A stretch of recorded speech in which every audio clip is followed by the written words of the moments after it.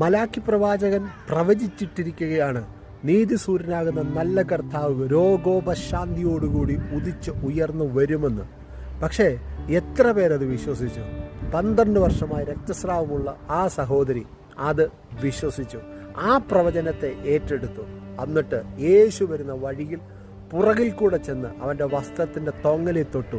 എനിക്ക് മനസ്സിലായ വെളിപ്പാട് ഞാൻ പറയട്ടെ, അവൾ യേശുവിൻ്റെ അരികിലേക്ക് ചെന്ന് അവൾക്കുള്ള സൗഖ്യം അവനിൽ നിന്ന് വാങ്ങി വീട്ടിൽ പോയി എന്ന് ഞാൻ എൻ്റെ ഭാഷയിൽ പറയുകയാണ്. പ്രിയ ദൈവവേദലേ, ഇതുപോലെ യെശയ്യാ പ്രവാചകൻ പ്രവചിച്ചിട്ടിരിക്കുകയാണ്, അവൻ്റെ അടിപ്പിണരാൽ നിനക്ക് സൗഖ്യമുണ്ടെന്ന്.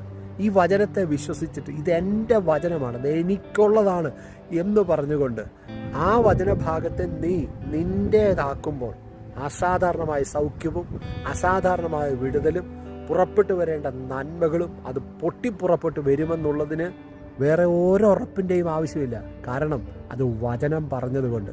വിശ്വസിക്കുക, അത്ഭുതങ്ങളെ സ്വീകരിക്കുക. ആമേൻ.